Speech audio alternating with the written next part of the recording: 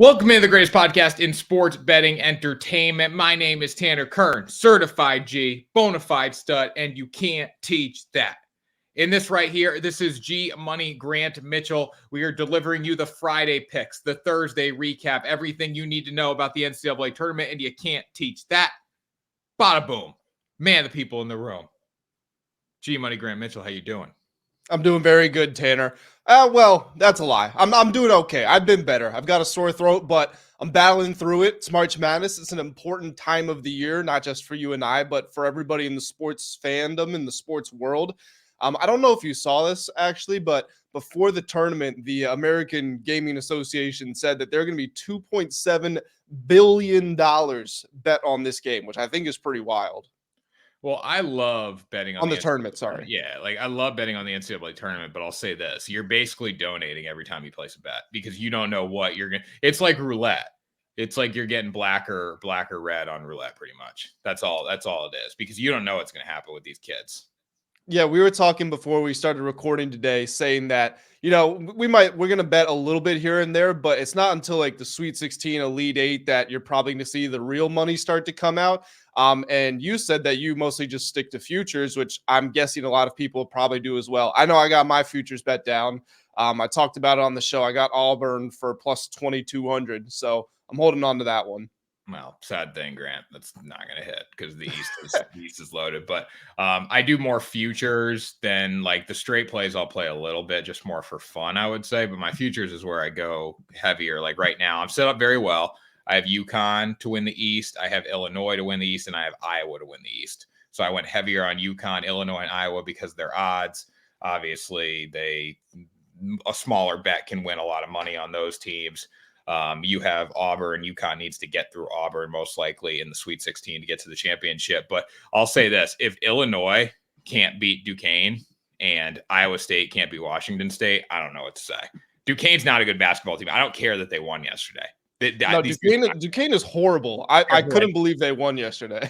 It's BYU just did not show up. BYU got punched in the mouth and they couldn't respond. And they had plenty of chances to take the lead. But if you're looking at like a legitimate basketball team and Illinois is not good on defense, but keep in mind, like this is the other thing we need to conceptualize. Illinois is not good on defense in the Big Ten. Duquesne is good on defense in the Atlantic 10. Big difference. Big difference. Also, did you see that kid on Duquesne was a 94% free throw shooter?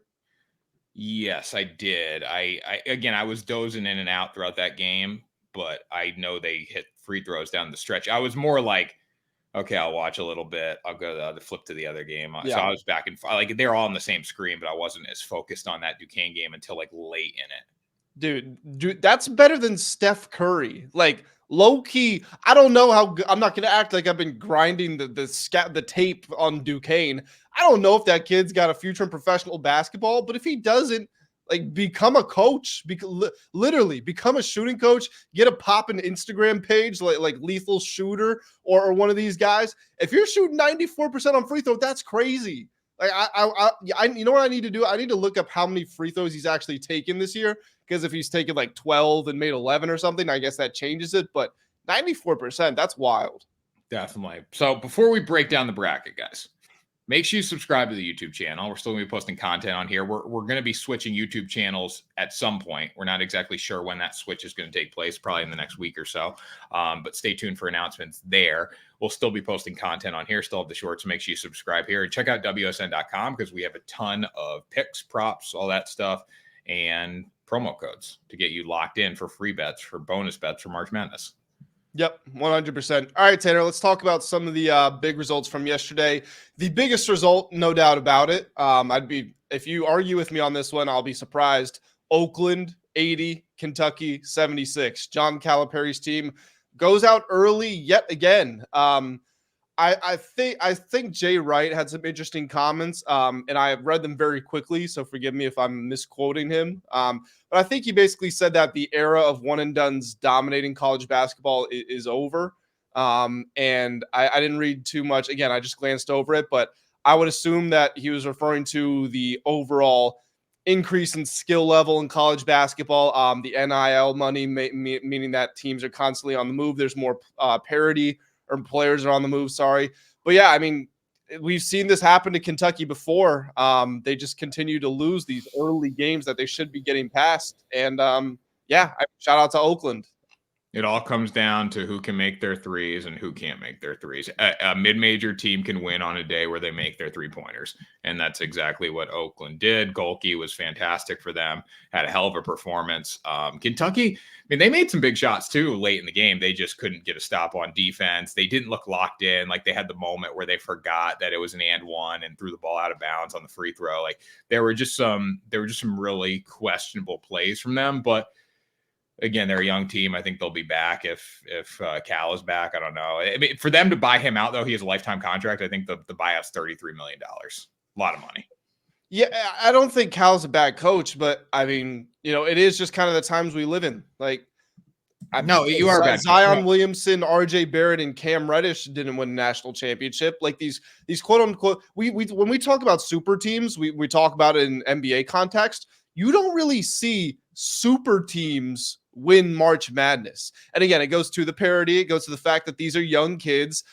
They're playing with players that they just met. They're also just immature as humans. Like, I'm not taking personal shots, but if you're just 18 years old, you don't have a lot of life maturity.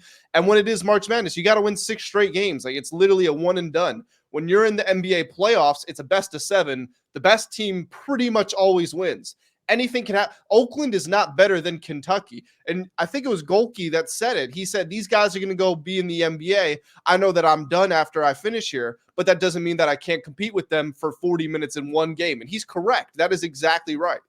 I think he is a bad coach. I think all these guys are bad coaches that can't win. That's what it comes down. Because you spend $28 million a year on your basketball program, and you got beat by a team that spends $2 million. You should be good during the regular season. You have talent. You play 33 games. You're going to be good there. You can't get beat by Oakland in the first round. That defines you. After the game, he was like, it sucks that this is going to define our season. Well, that's what it is. And he's like, that's the business we chose. So he did acknowledge it. But like, that's what it is. You lost to a team that spends $2 million on their program a year, where you spend $28 million on your program, and you have better talent. You can't lose those games. It goes back to Purdue. Is Purdue a good basketball program? I don't think. I mean, you've lost to a 13, a 15, and a 16 seed the past 3 seasons. You can't sit here and say they're good. You can't sit here and say the coach doing a good job. You can't sit here and say Zach Edey's doing enough. I don't know if good is the right word. I think maybe successful, because success is relative, to your point, to a variety of things, but especially what you spend. And for you to be successful in the regular season, but not the postseason, the regular season doesn't matter. It's all about what you do at the end. Like, this is what you pay the big money for. Like, if Alabama was, if they had I know that Georgia and like A&M and a bunch of other SEC schools have caught up to them with NIL, but like, if Alabama was getting all those top recruits and they were consistently not making the playoff, or even before the playoff, they were consistently not making one of the premier bowl games, that would be disappointing. It would be disappointing if Alabama was ranked 7th or 8th at the end of the year. So the success, the expectations, they're all relative, and Kentucky should be doing better than going out in the first round. Yeah, definitely. Good's probably not. He's a good coach, right? You look at like Joe Mazzulla, right? Joe Mazzulla's he's got a good team, right? Got a good team. He hasn't. If he can't finish the job this year in the playoffs, is he a dominant coach? No. Like, there's a big difference there. It comes down to winning. Well, you have talent, you have money, you should go win. Anyways, let's see here. So they'll play NC State. NC State's going to be the Cinderella. I think they'll go all the way to potentially the Elite Eight, honestly. I think they can easily NC State also is another team that's not good, but they're just hot. Like, they won the ACC tournament, and they just carried that into the tournament. Yeah, they're not a great basketball team. They probably will. I think they will dominate Oakland. I don't think Oakland puts together the shooting performance that they just did, and they need to do that once again. I don't think Oakland will have an answer for DJ Burns. That dude is playing outside of his mind, and he wasn't even that good during the regular season, which is wild. Nope. So. Another big game which I ended up on the unfortunate side of. I had the Samford money line against Kansas. They draw up a great baseline out of bounds set with about 23 seconds left. They were down 4. They nail a 3. They cut it to 1. Kansas is going the other way. Samford gets a clean block. The refs blow the whistle, rule it a foul. Kansas does the free throw thing. They win by 4 points. I don't know. Samford still would have been down 1 point, but they would have had the ball with like 13 seconds left or so. Actually, I don't even know if they would have had the ball. It might have been out of bounds on the Samford player, although I do think it was out on Kansas. But the point being, Samford was robbed of the opportunity to win the game. I think that's almost the most frustrating part, because especially in a tournament like March Madness where anything can happen, but just the whole reason we play sports is because, like this Kentucky Oakland game, the best team can lose to the worst team. And Samford was in position to beat Kansas, and they just weren't given the opportunity to. I think that's what was most disappointing. I'll say this, Grant. Never comes down to one play. Never come. You don't be down double digits to a team without their two best players and have to come from behind. You could say that. Well, Hunter Dickinson played. Okay. Well, I didn't even watch the game. I didn't care about that one. But, don't be down double digits. Don't play from behind. That's what it comes down to. What was a worse beat, Grant, than your little coulda, shoulda, woulda was Dayton losing, or Dayton beating Nevada, going on a 24-4 run. So if we want to talk about bad beats, like that was the worst one of the day. It wasn't the chance to win a basketball game. They were Dayton was down 17 with like 7:13 left, and they won. I didn't bet on this game, but I had Nevada advancing in my bracket. It was funny because I texted one of my buddies at the time. We were like 8 games in. He was perfect, and I had only missed one game, and he had Dayton. And I was laughing at him. I said, imagine not picking Nevada here. Like, I'm tying it up. I'm taking first in our group. And then he just texted me back like 5 minutes later and says, imagine not picking Dayton. And I was like, what do you mean? And I looked at the score and I was like, holy crap, Dayton actually won this game. They were down 17 with 7 minutes left and they still won. That is beyond inexcusable. They'll get blown out by Arizona. Dayton's not a good team. I'm not going to sit here and say they're a good team. All these A10 teams are not good. So I don't think Dayton is good either, but Arizona, I said that Arizona was on thin ice for me, and I didn't pick them to lose in the first round, but I said round of 32, Sweet 16, I see them going out. And in my personal bracket, I picked them to lose in the round of 32 to Nevada. I do think they could be Dayton, but I want to look at, so they played Long Beach State yesterday. Arizona did. It was 35-41 at halftime. It was pretty much tied like the entire way, and they made a couple baskets right before half. But I said this before, Caleb Love, he finished the game 3 of 12 from 3. He was either 1 of 6 or 1 of 7 going into halftime.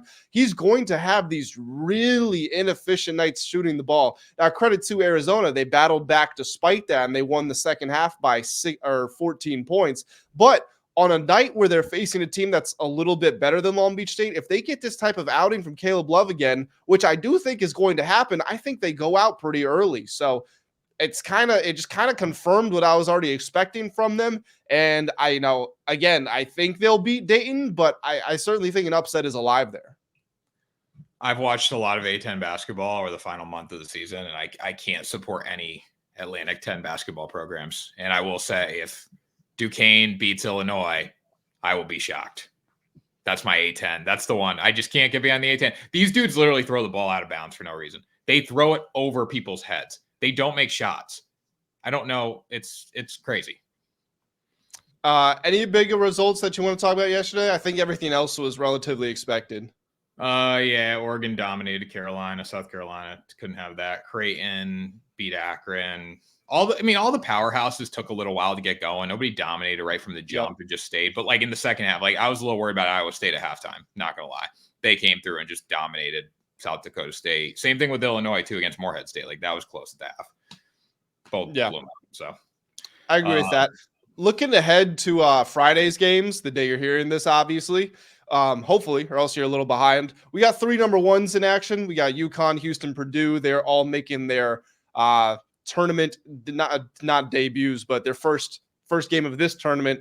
Do we see a Purdue Fairleigh Dickinson situation with any of these? Are we worried about Stetson, Grambling, or Longwood?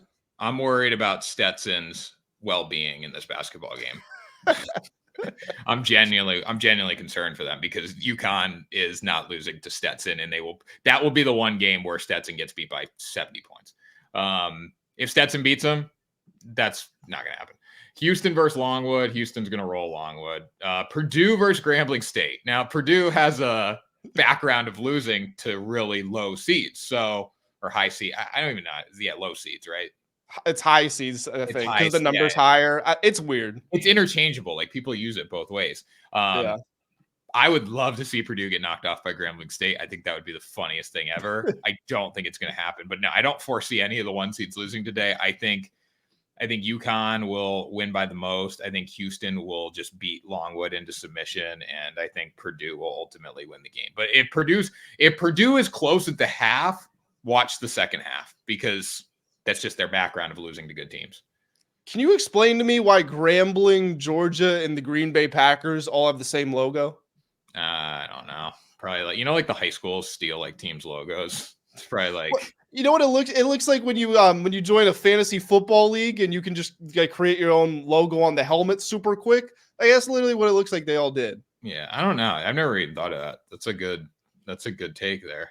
Is it the Thank same? you. Is that the exact same one as Green Bay too? I'm pretty sure that they're all exactly the same, just with different colors. Yeah, I think the Packer, maybe their one's a little longer. The Georgia one, it looks like the Georgia. No, they're all the same. Yeah. I'm All telling right. you, it's the same. It's the same font. It's the same size. Yep, it is. It's weird. I never thought of that. All right. So we got a couple minutes left here. Should we just give a couple picks that we're feeling good about, or what?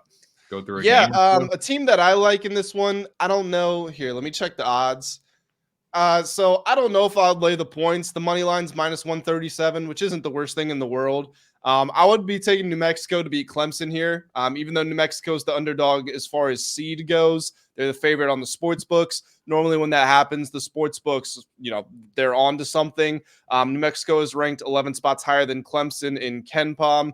Clemson has a really good player in PJ Hall, and they've got a veteran team with him and Joe Girard, but this New Mexico team, they just get down and dirty. They get after it. They can score. They can defend at a high level. I think this is a game that swings their way. And again, when the odds makers favor a team, it's usually for a reason. So I don't know if there's a point in laying the 2.5, especially in March Madness. The margins are so fine that I just don't think it's worth the risk. So I'd probably take the money line minus 135, minus 140, somewhere in there.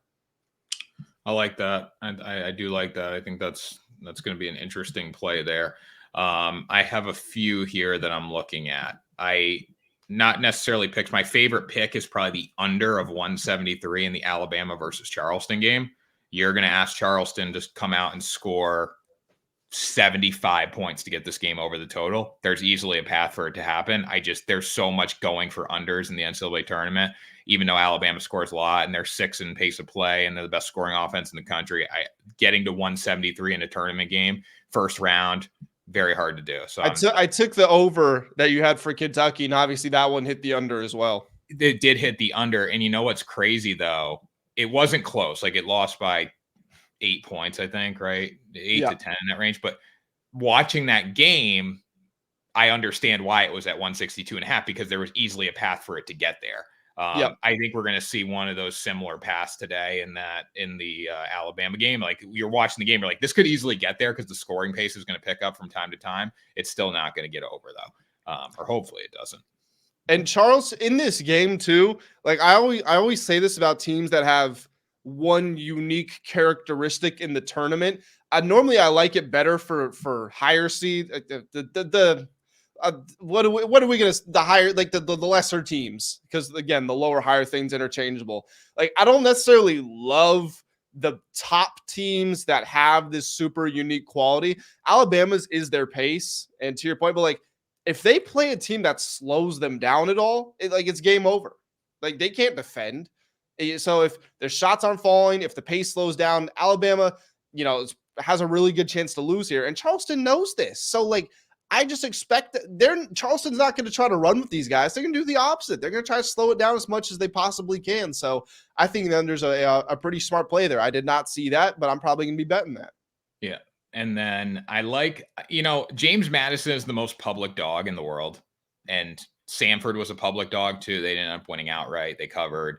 I do think Wisconsin is just as good as James Madison, if not better. They're 5.5 point favorite. So the world's taking James Madison today. It's like, I get a text from my buddy, who's your dog upsets? I'm like, I don't know, who's yours? And it's like James Madison. Like everyone is saying James Madison and Samford. I think James Madison could cover. I still think Wisconsin wins that game. So looking forward to watching that. That'll be a fun one. I'm also looking forward to watching Yale versus Auburn because I am seeing people that think Yale can keep this game close. I personally don't think that's going to be the case, but we're seeing these heavy favorites come out slow in the first half. So potentially taking Yale first half could be a play too. Yeah, I am. That is a game I want to watch as well because, like I said, I have Auburn winning this whole thing, and Yale to upset Auburn was like one of the most popular first round upset picks. So I don't understand the hype, but I'm interested to see how that game plays out. And I mean, just looking broader picture at the tournament again, like I think UConn's probably like a small bit better than Auburn, but I said it on the last show. I think the winner of UConn Auburn in the Sweet 16 wins this whole thing, and I just like the value of the plus 2,200 better than the plus 400, whatever it was. Oh, Auburn's a great play if they get through UConn. Now, with that being said, I think if UConn gets through Auburn, they're going to go to the national championship. Or whichever one of those teams wins is going to the Natty. I don't agree with that because I think Auburn, if you beat UConn, you're going to have a ton of momentum. But you just did the unthinkable. You beat UConn. Now you got to go to another level to beat Iowa State or Illinois, most likely. And I think they're a better team. But the come down of that, like you could take it from Illinois and Iowa State saying, hey, we don't have to play UConn. Like, well, Auburn did just win the SEC championship too, though. So like they're already going to have experienced that. Like we're on top of the world, and then we're back at ground zero with the round of 64. You know what I mean? Illinois and Iowa State won the Big 10, the Big 12. So. Yeah, but you're worried about like an emotional hangover, let's say. If Auburn can win the SEC tournament, then come in and beat Yale, that kind of proves they beat the emotional hangover. Okay, let's not. The Yale's dog water, Grant. Let's be real. Well, I'm just saying you're worried about an emotional letdown, and Auburn has a chance to prove they're tougher than that. Okay, we can't call the SEC tournament to Yale the emotional letdown. UConn to a game to go to the Final Four is more of a tough spot than to beat Yale. You can't beat Yale in the first round. I don't. Get out. Who is do you know who Auburn would play in the round of 32? Auburn will play San Diego State or UAB. Tough matchup against San Diego State. They play good defense. I think Auburn would win that game, but and then UConn gets FAU Northwestern, who they will handle. I think Northwestern could beat FAU today. I do too. I think that's actually quietly, like, I'm not going to be betting on that game because I think that's quietly one of the most interesting games on the board. I think it's very 50-50 there. Yeah, the public's bet that up to 3.5. Northwestern is just as good statistically as FAU, and they play a tougher schedule. I liked FAU when it was like 1.5, but I think just based on last year's success, people are just betting that line up. Yeah, I agree. I agree with that. All right, Grant. Well, that was another episode. We'll see. We got a big battle in the East region coming, so get ready. Yeah, some of these regions, the East especially, just a bloodbath. Yeah, it is. And everyone's taking UConn too. Like everyone in their right mind's taking UConn. See, does that not scare you though? No, because it means they're that good. Like you can say they're the public team, but like you got every analyst in America taking UConn too. Like not one person's like, yeah, like UConn, I don't know, like they're not getting back. Did you see Dan Hurley eats 8 M&Ms and he takes out the color of his upcoming opponent? That's just what I'm saying. Like this team is just totally like if I'm Auburn and I see that, I'm nervous. Like I'm like this dude, like this is a psychotic man coaching a basketball team. What happens if he takes out the wrong color though? Like, do you take out orange or blue for Auburn? Oh, he won't eat either. Like he said, so the article said like if he's playing FAU, he won't eat blue or red tomorrow on Saturday. This man bought a Ford truck. He didn't want to buy a luxury car because he wanted to let the players know he's a gritty dude when he showed up to the practice facility. Like he's awesome. He is awesome. Like I think he's a great coach, but I think Bruce Pearl is a good coach too. Bruce Pearl is a good coach. Like that's going to be a dogfight. If we get to that point, if you don't get knocked off by Yale today, Grant, watch out for the Yale boys. What do you mean you? So I'm part of Auburn. You're the now? enemy. Yeah, you're the enemy now. All right. Yeah, man. Hopefully we get to the Sweet 16. We can have a little ride the line derby between UConn and Auburn. If like I said, if Illinois, Iowa, Yale, Illinois, Iowa, Auburn, UConn get to the Sweet 16, I'm in great shape because I just need 3 of those 4 teams to have a chance to win. I'm guaranteed 1 to the Elite 8, and then UConn's got to take care of business. And then if they don't, so be it. We still got to play the Elite 8 game. But, yep. All right, Grant. Take us out of here. That was a Friday episode of Ride the Line, guys. Thank you so much for tuning in. Anybody with perfect brackets out there, drop some comments. I'm sure you saw this, but B. John Robinson is one of very few people still with a perfect bracket, which is kind of crazy. That'll end very soon. I think I only missed 3 games yesterday, which isn't bad. But one of them was Kentucky, and I had Kentucky in my Final Four. So that kind of sucked. But guys, if you did enjoy, drop a subscription to the channel. Hit that little subscribe button right there at the bottom of your screen. Like the video if you enjoyed. Again, comment, let us know how your bracket's looking. And we will catch you all on Monday for another episode of Ride the Line.